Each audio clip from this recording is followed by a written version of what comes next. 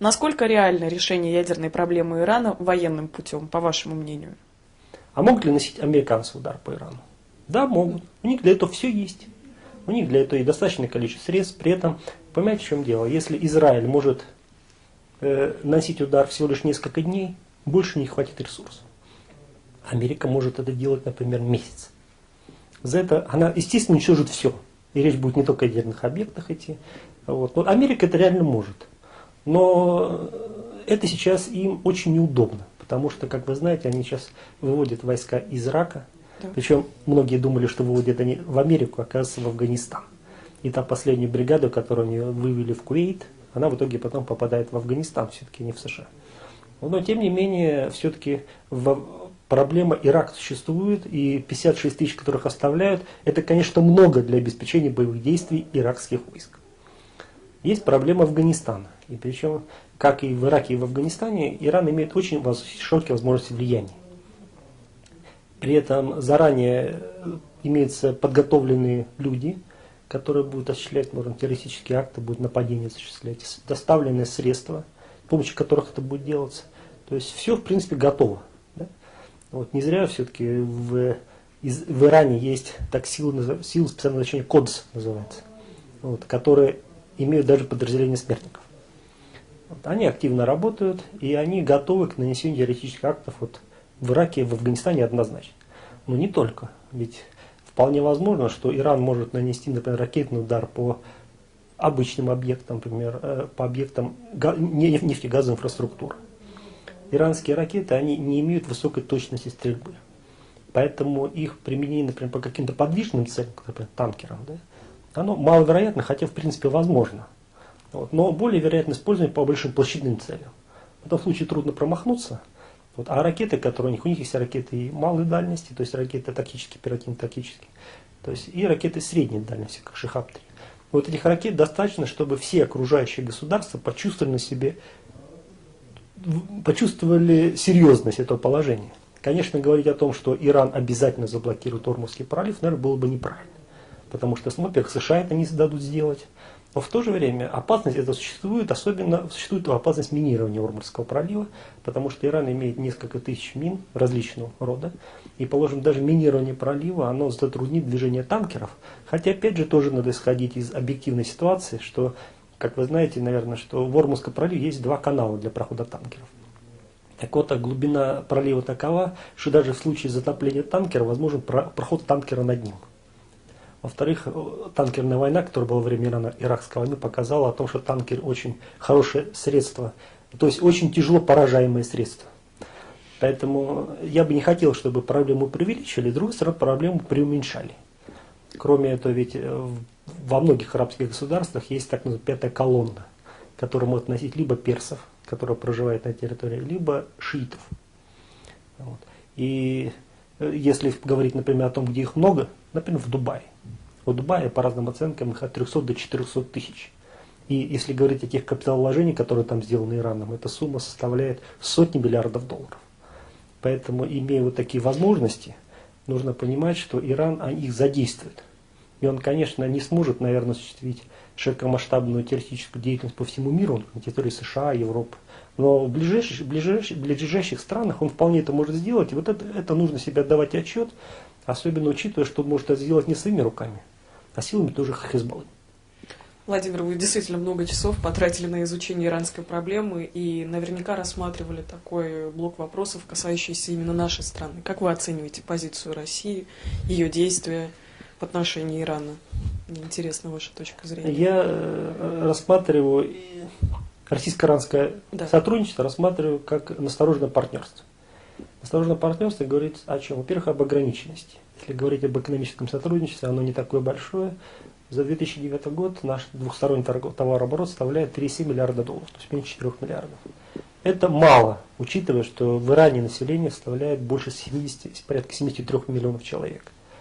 То есть для таких крупных государств иметь менее 4 миллиардов товарооборота, то есть, чтобы вы тоже понимали, это приблизительно такой же товарооборот, как у России с Израилем, вот, который по населению несоизмеримый совершенно, да, порядка 10 раз как минимум меньше населения, а товарооборот такой же. То есть экономическое сотрудничество ограничено, При этом есть случаи ухода российских компаний с иранского рынка, как, например, Лукойл, из-за угрозы американских санкций. Есть так называемая активность, но активность больше видимая со стороны «Газпрома» и других структур, однако эта активность, она не приводит к очень большому увеличению сотрудничества, потому что иначе были другие оценки товарооборота. Есть достаточно ограниченное сотрудничество в ядерной области, и оно ограничено только одним проектом в Бушере. При этом изначально в Бушере строилось 2 реактора, но России никто даже второй строить пока не достраивать не дает. По-видимому, оно ограничится тем, что сейчас создаются предприятия по обслуживанию атомной электростанции. И вот это предприятие в течение нескольких лет будет заниматься обслуживанием, чтобы подготовить людей, кто может ее эксплуатировать. В дальнейшем, где сотрудничество возможно? Я считаю, было бы очень грамотно, если бы международное сообщество согласилось на создание предприятий по производству ядерного топлива на территории Исламской Республики Иран. Почему? Потому что предложение, которое было на 1 октября прошлого года о вывозе на тот момент порядка 70% низкообогащенного урана для того, чтобы получить ядерное топливо для Тегеранского исследовательского реактора, оно носит временный характер. И по мере накопления запасов низкообогащенного урана получается, что Иран их накапливает все больше и больше, а потом из них может создать, например, бомбу, добогатить. С этой точки зрения было выгодно выводить эти запасы. А каким образом? А вот для этого можно быть что сделать? Взять, построить предприятие по производству ядерного топлива, например, для Бушера. Потому что в регионе нет энергетических реакторов, а исследовательски не требуют таких объемов.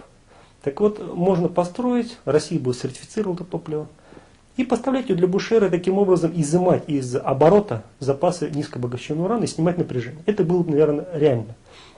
Здесь, конечно, надо исходить не из того, что Россия будет дообогащать. Надо брать то, что есть в Иране. А в Иране они сами могут обогащать от 3 до 5%. В этом у меня сомнений никаких нет. Есть сомнения в том, что могут ли они дообогащать до 20%. Есть и разные точки зрения. А вот, положим, 3-5 могут. И вот я считаю, что вот это было бы перспективное направление, и оно позволило бы выводить запасы низкообогащенного урана, но это предприятие создавать на иранской территории. Вот это на себя давать отчет. И здесь может возникнуть проблема, во-первых, в том, что есть резолюции, которые вводят, Совет Безопасности вводит определенные ограничения. И второе, вот самая главная проблема в том, что Иран не имеет серьезных запасов природного урана на собственной территории. То есть, если говорить в целом запасы, то они достаточно приблизительно для 10 лет работы вот реактора, как в Бушере. С этой точки зрения возникает вопрос следующий, что если, положим, строить предприятие конкретно для Бушера, оно, конечно, будет нерентабельно. Это будет, конечно, политическое решение, позволяющее уменьшать запасы. Да? Но потому что для рентабельности нужно порядка 8 реакторов. В этом случае будет рентабельно.